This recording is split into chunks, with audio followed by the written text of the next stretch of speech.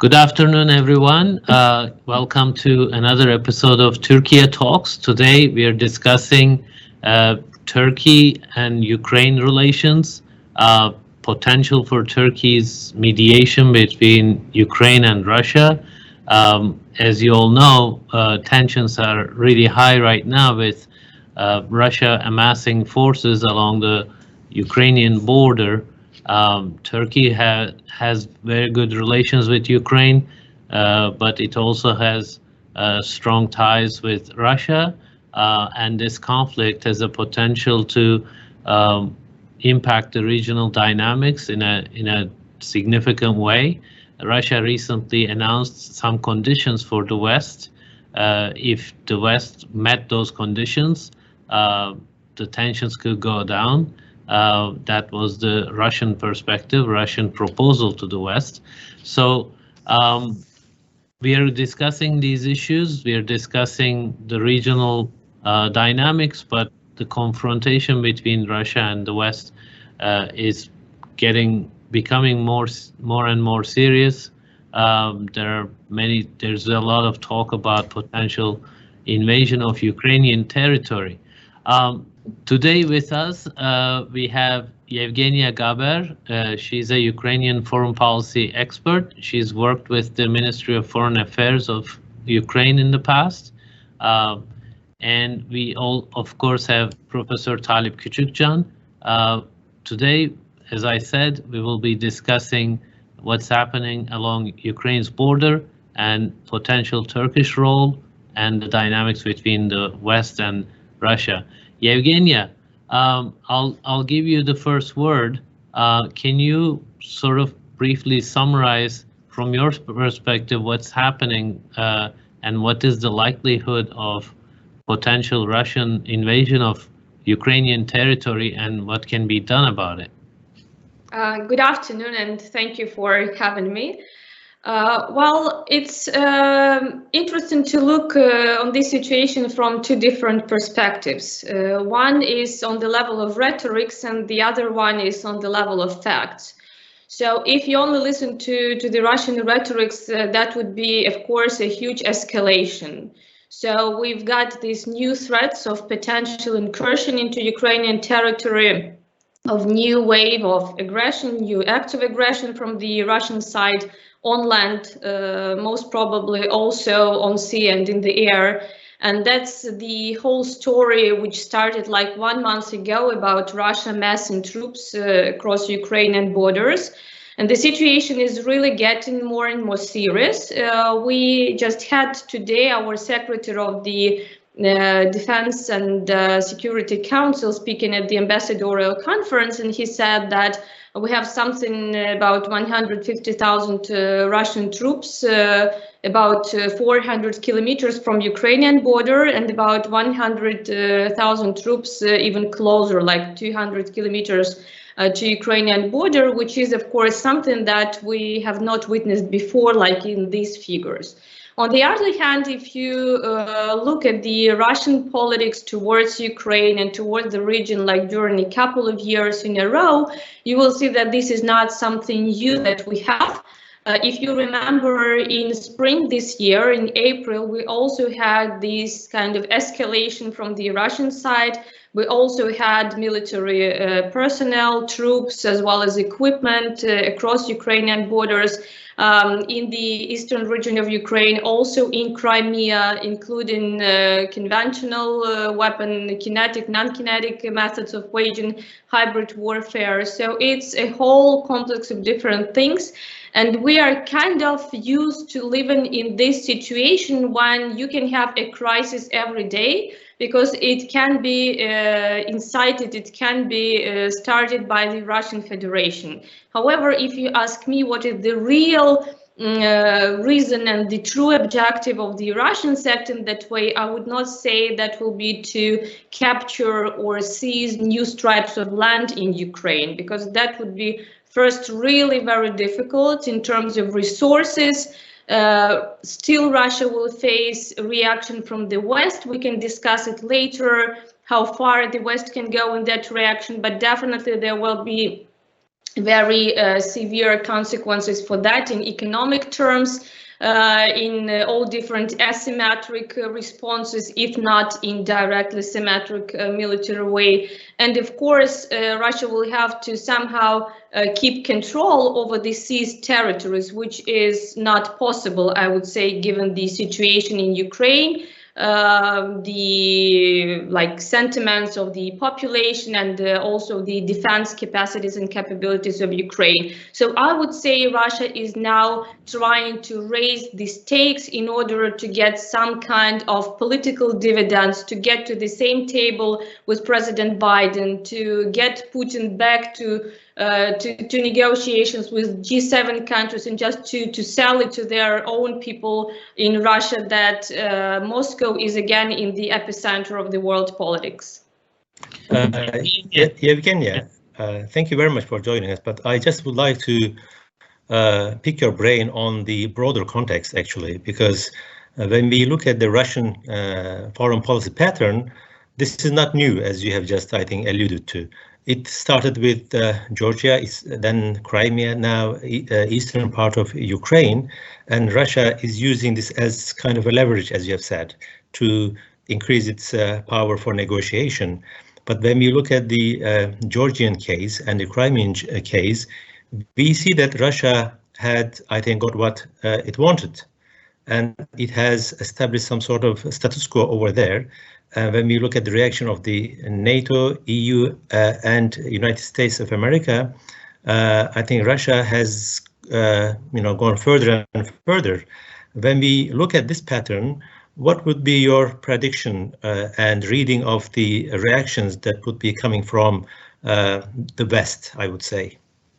Yevgenia, let me also add that, 100,000, more than 100,000 troops is a little too much to try to raise the stakes and get concessions from the West. You don't see an actual threat potential for invasion of Ukraine territory? Like Professor Küçükcan said, we've seen a similar story in Crimea and Georgia as well before then. Of course, it's different context, but go ahead.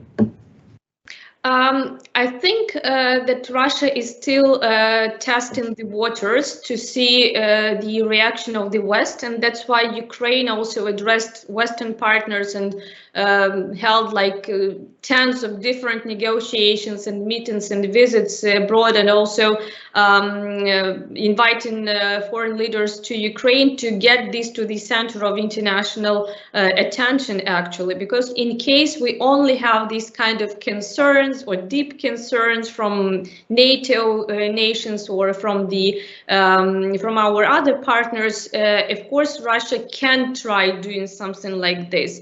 But yet again, I don't think we have only to kind of be focused on this direct threat on the borders, because we still had some trainings with Russian troops approaching Ukrainian borders, maybe not in those numbers, and still it's really getting more serious. And now I don't exclude the possibility of such new act of aggression from Russian side, just because they also have quite a bitter situation inside Russia. So it has to do something with the Donbas region, for example, because it's also a heavy burden for the Russian economy. And if in case of Crimea, it can be somehow sold as a success story for Russians, not always as well, but still.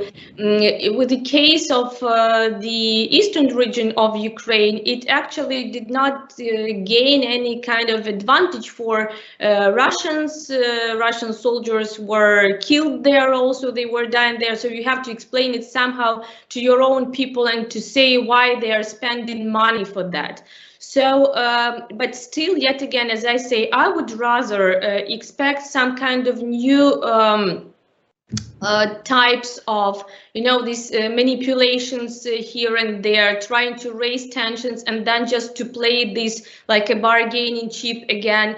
And I would not say that Russia still got what it wanted, even in case of Crimea and Ukraine and Georgia, just because this is not a closed issue for us. So we are still also learning from the Georgian experience, trying to keep Crimea all the time on the international agenda. And that's why, by the way, we had this very big Crimea platform summit, inaugural summit in August in Ukraine, bringing more than leaders of 40 different countries and international organizations, just to say that for us it's not a kind of a fait accompli that Crimea is annexed by the Russian Federation. But also Russia did not get what it wanted, just because what Russia wants is not Donbass. What Russia wants is a control over foreign policy of Ukraine in Georgia. And that's why it wanted this kind of guarantees from NATO or from the United States that Ukraine will not become a part of NATO, Georgia will not become a member state of NATO, there will not be this, there won't be enlargement of NATO eastwards, which it occasionally did not get. And I would say that it even did not expect it in a serious way to get those guarantees, otherwise it would not, Putin or his kind of MFA people would not need to publish it and to make such kind of arrangements and addresses public, because these are generally done through back channels or some sort of diplomatic channels. So not having any true kind of hope for this getting done and for getting a positive response from the NATO countries. Again, this is a part of this informational war and also a part of Putin's rhetoric, which is also important for Russian domestic politics and not only for the foreign policy per se. Professor Küçükcan, Yevgenia is talking about the economic cost that Russia would incur in such a case, and there have been very strong threats by the West, by the United States, by the European Union, G7 countries. You have kind of experience with the Europeans, especially during the time of the invasion of Crimea. Can you sort of elaborate on your observations back then, how the Europeans approached this issue, and were they able to actually exact costs on the Russian actions, or Russia was able to sort of maneuver and manipulate his way out of that military incursion into Crimea? Kadir, I wish I could be the context that I explained and the background that I have really witnessed at least in the Council of Europe. Russia seems to be quite close to the negotiations in some areas. Let me give you the example of Crimea.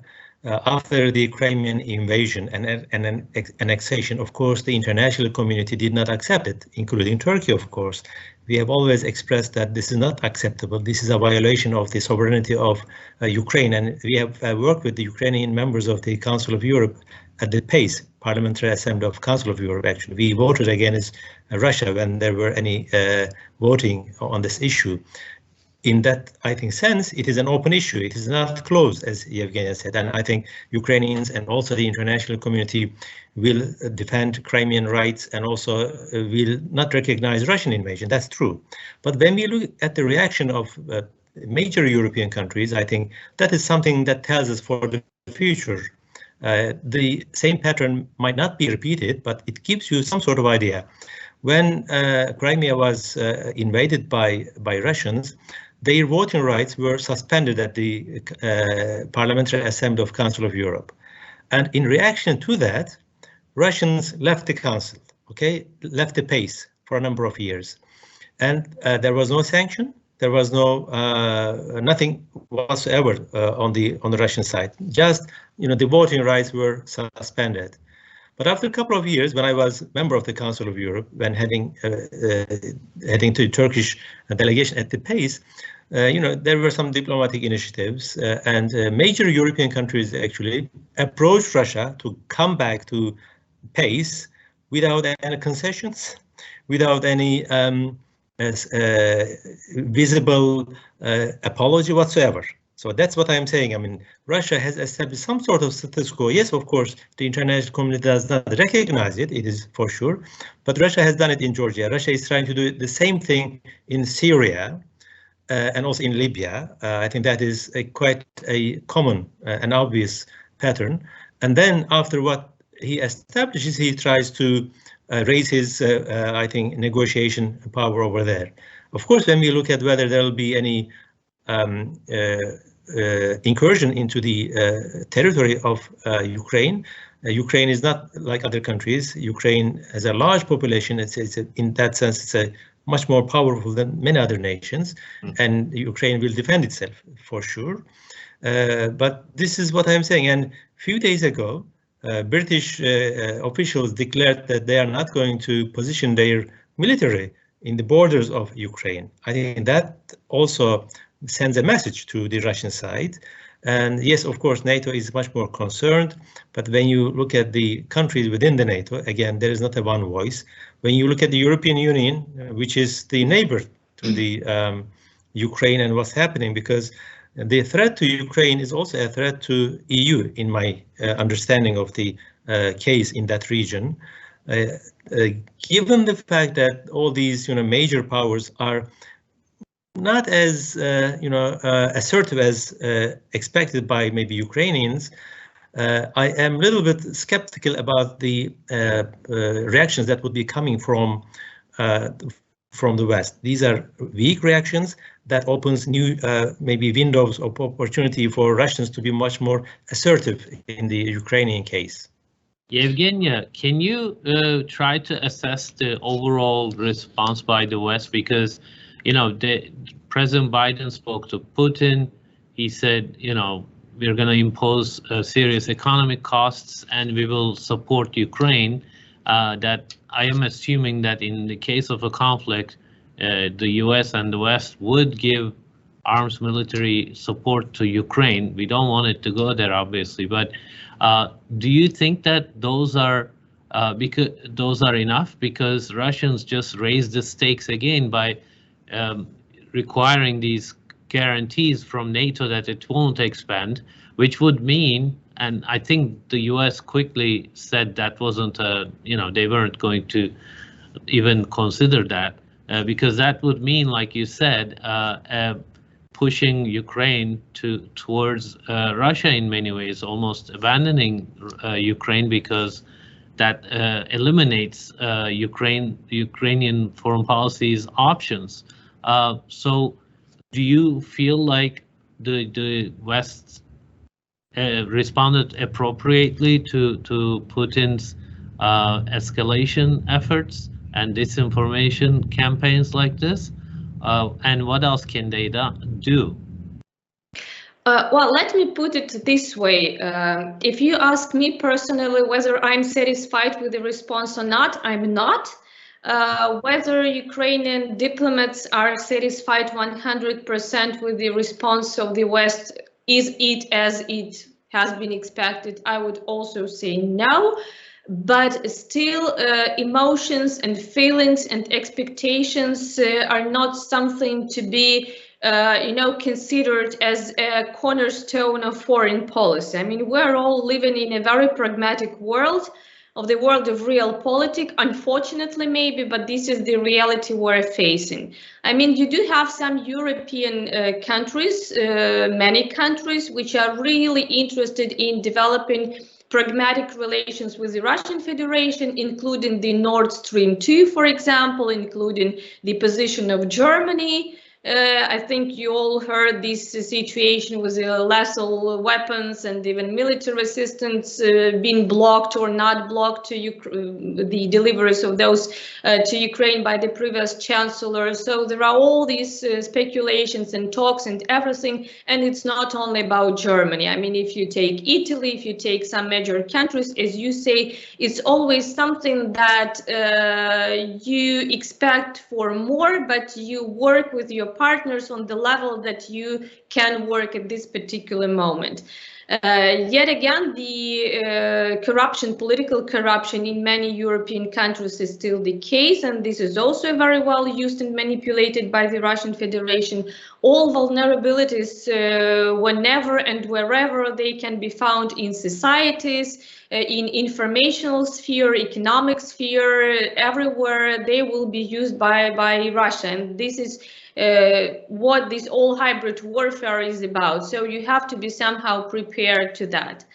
But on the other hand, and I mean, this like getting to business as usual with the Russian Federation, I would say would be in a long run a much bigger threat than some episodes of escalation, even in terms of bringing deployment of some personnel, then getting them back, then again announcing drills and trainings, and then again getting people out of the region, just because once we get Russia back to the international organizations without any preconditions, once we get to business as usual and to commercial deals and energy projects with Russia as usual, it's not only Nord Stream 2, I mean, we also have Turk Stream, where Turkey is a part, and Turkey also has not imposed sanctions on Russia for its own reasons. But I mean, even from our closer strategic partners, we don't always get what we want, which does not mean that we're not gonna work with those partners in the future. So this is one part with the response from the Western countries. We still have quite a good level of cooperation with the United States, with the Great Britain especially, with Canada, with the Baltic states, including on the military cooperation, with Turkey, of course, on combat drones. We can discuss it later again, all kind of different military and defense cooperation. So if you ask me what Ukraine is doing now, I would say that the Ukrainian response is, I would say, 4 layers. First and foremost, it's about diplomatic and political measures, of course. So we stress on each and every occasion that we want to get back to the Minsk agreements, to the Normandy format. It's not functioning now. It's almost half dead, but still you don't have any other format at the moment. So at least ceasefire and this political way of solution to the situation is something that we don't have any options to. We invite other partners like the US, like Turkey, to join this process or to kind of initiate alternative tracks, but still now we want to stick to the diplomatic and political solution. This is one thing.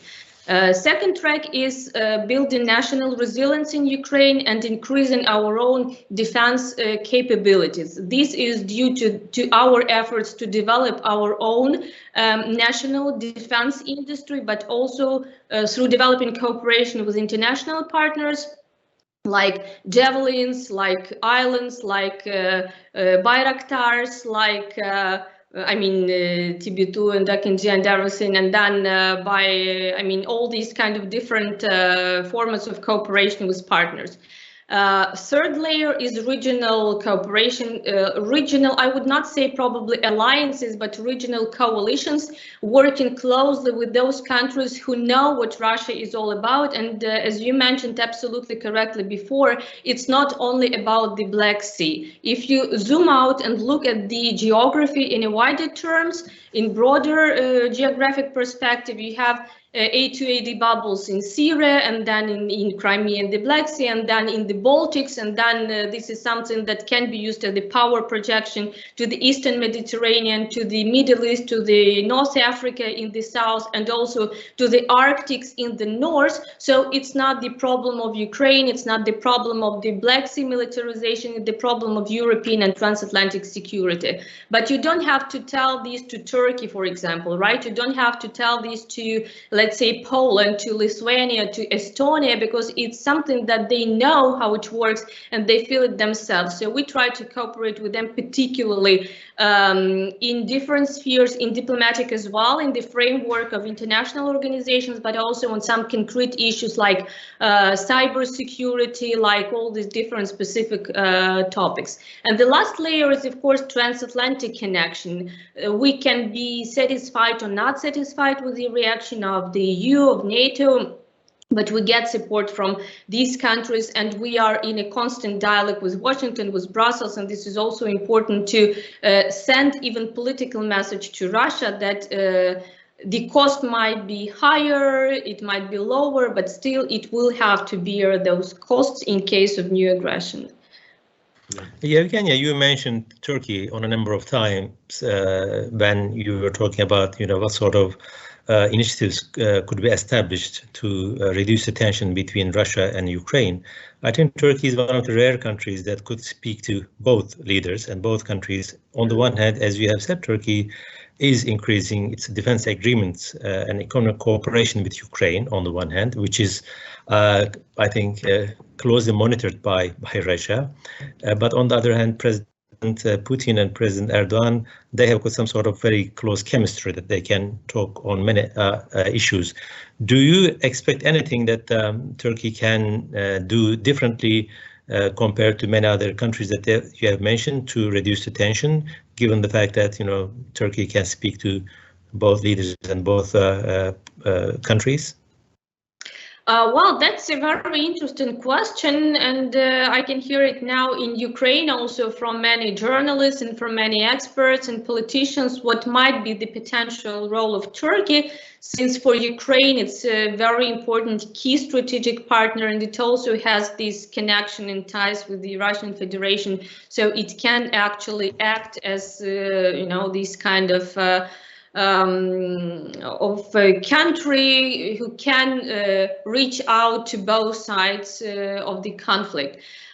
It's interesting because before that we had some initiatives also by the Turkish president, by President Erdogan, when Turkey helped us get some of the political prisoners from Russia, from Crimea. I mean the Crimean Tatars who were imprisoned by the occupying forces, and then we always have these unfortunately long lists of political detainees who are held either in the occupied territories in Ukraine or in Russia. And with the help and with the efforts of the President Erdogan, we also sent these lists to Putin. And in a couple of cases, we had this success story, like with Ilmi Umerov, for example, with Akhtem Chiygoz, when we could get back our Ukrainian citizens who are of Crimean Tatar origins due to these efforts. So on the humanitarian track, I would say that these efforts were successful, and we expect that we're gonna work in the same direction in the future. But if you ask me about a broader framework, whether this trilateral three-party negotiation process can be effective and can actually be launched, I would say that from the Ukrainian side, we've got praise for that, for those efforts from the MFA, but Russia did not accept the suggestion. So from the very beginning, we had no, very principled no from Moscow, which is obvious because for Turkey, it's not only a question of Donbas, for example, of eastern regions of Ukraine, but also of Crimea, and I would say first and foremost of Crimea and then of all other occupied territories. For Russia, it's a closed issue. They are not gonna negotiate the status of Crimea. Just this is a very principled position of Putin himself, of Putin's regime, of the Kremlin in general. Crimea is Russia. It's not, but it's said that it is. And we don't even want to get into negotiations on Crimea. So if we leave out Crimea somewhere on the margins, and then we get and talk whether there are separatists in the eastern Ukraine or whether there are Russian proxies or whatever. I mean, this story gets longer and longer with all details, but this is what Russia is more or less ready to do, ceasefire in Donbas. For Turkey, as far as I can see, and also for Ukraine, there cannot be negotiations with Russia if Crimea is not a headline on the agenda. And also, again, because of the Putin's position, I think he understands it quite well that it's not something in his best interest to get involved in such kind of platforms. It's not like Astana platform, for example. It's not like the situation in Nagorno-Karabakh in Syria when Turkey and Russia get together, like decide you have this sphere of influence, I have this sphere of influence, and then we have this pact patrols or whatever they are working in the field, it's quite a different story. So I'm quite pessimistic about the potential of such efforts. Well, thank you. Now let me turn to Kadir, who is following the reactions in United States. Kadir, U.S. is a leading power and also it's a big military might in the NATO and also influencing European Union in many ways. But when we look at the foreign policy options recently of the states, we see that they are moving towards Asia and towards China, South Asia, and I think this part of the world is the pivot, the new pivot. When you look at such sort of transformation of U.S. foreign policy, how important for U.S. to come back to this region, given the fact that they went out of Middle East to some extent, and also they left Afghanistan on their own.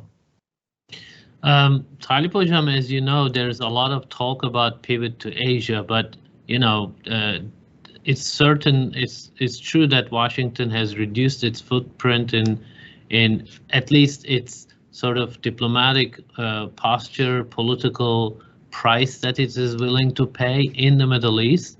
But that doesn't mean, the US has really pulled out of the region or is irrelevant in the region.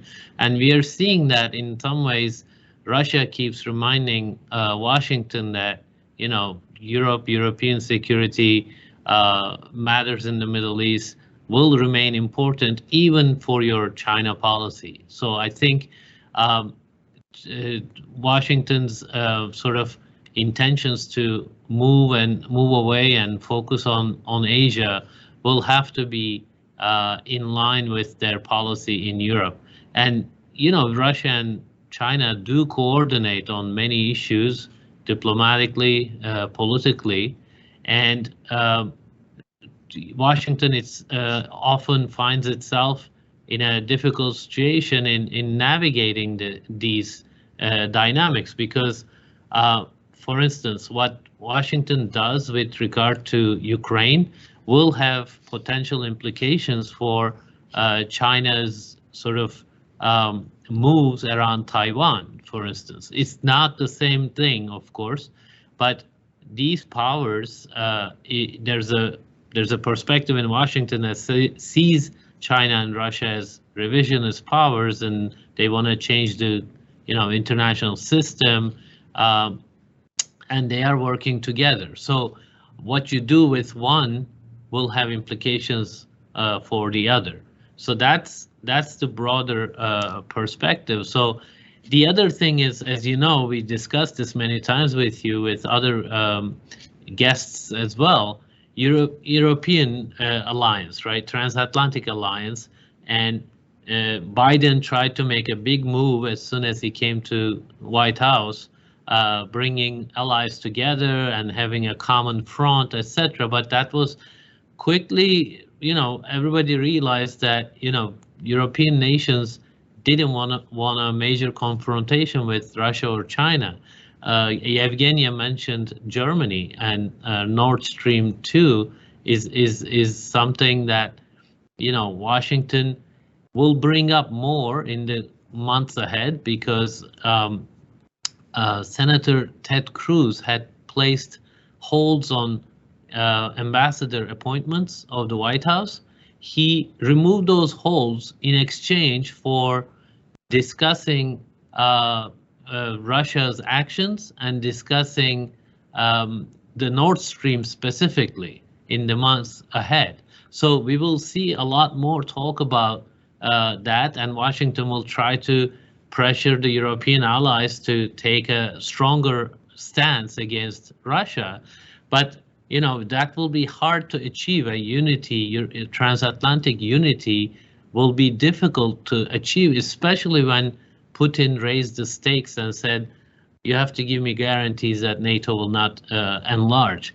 So I think Washington is realizing that this is not, we can't just say, oh, we are good with Europe, let's focus on China. And these issues will feed off of each other, I think. And there is, that will have serious implications for for Black Sea security, for Eastern Europe, like Yevgenia said, this has implications for Russia's Middle East policy as well, and it will, all these issues are interconnected. Of course, the West, Washington cannot resolve all these on its own, but it will be hard pressed. For instance, one more example of S-400s, right? If Washington approves Russian sales to India, the S-400s, it will find itself in a situation where it has imposed sanctions against Turkey, but not India. But if it goes forward and imposes sanctions on India, it will push India towards Russia and China as well. So it is finding it very difficult to navigate these dynamics. We'll see how it goes, but I think these are some of the main contours of debate in Washington with regard to Ukraine. Well, thank you. Now, if you don't have any question, I'll ask a question to you. You can go ahead. You can go ahead. All right. Okay. Thank you, Kadir. Yevgenia, now energy plays a major role in international relations of the region. And given the fact that EU gets most of its energy and gas from Russia, and when we are talking about sanctions, when we are talking about some sort of diplomatic moves in order to persuade Russia not to go further, to what extent energy dependence of EU on Russia will play a role as far as this tension is concerned? Well, I would say it will play, and it already plays a major role. The energy as such is one of the foreign policy tools and political blackmailing tools for Russia. I think this is conventional wisdom already. I mean, you in Turkey know how it works also, because sometimes these, especially during the severe winters when there is no gas in your pipes, this is something that you have to deal with and you have to think about, even if you have a long list of all other different issues on the agenda. So I remember these gas crises like back in 2008, 2009, for example, when Ukraine was pumping its technical gas in our pipeline so that Istanbul does not get frozen because there is no gas from the Russian Federation. So that's actually the reason why when Ukraine says that when you work with Russia, please do not increase your dependency on Russia to the level when you cannot afford sovereignty in your domestic or foreign policy, because this is the main idea of Russians behind any kind of these pipelines. Those which are in the Black Sea Basin, all others, I mean, we mentioned some of them like Turk Stream, right, like Nord Stream 2, these are geopolitical projects completely. If you look at what happens to prices with gas and oil in Europe, once there is something wrong going on in its relations with the Russian Federation, there will be no needs for any comments, just because the moment when you want to kind of get Europe on the knees, what you do, you just create another gas crisis. So that's also a matter of huge concern for Ukraine, not because these pipelines bypass Ukraine because we lose huge amounts of money to our budget from the transit of gas. This is one story, but also because this is kind of a dependency which you cannot get rid of like this.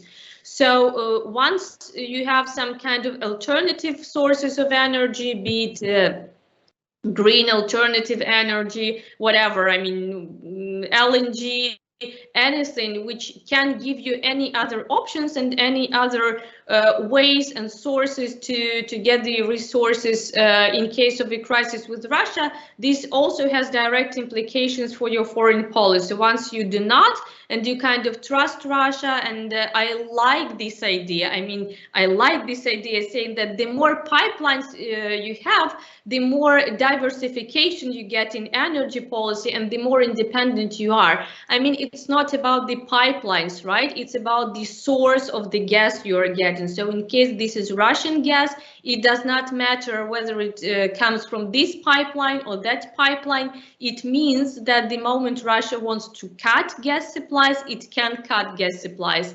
And look what happened in Moldova, for example. Okay, forget Ukraine, because I maybe not that much unbiased in case of Ukraine, but what happens in Moldova, right? What happens in some European countries? I mean, this is just obvious that this is one of the really effective tools which is very often used by Russians. So that's, again, kind of the situation when Moscow can get much more advantages by playing its one gas card. First, it's undermining also the unity of transatlantic ties of the European Union itself, as you mentioned, like take the situation with Germany, with United States, with Poland, for example, right? But also because it just gives another leverage and another instrument of influence to the toolkit of Russian hybrid warfare.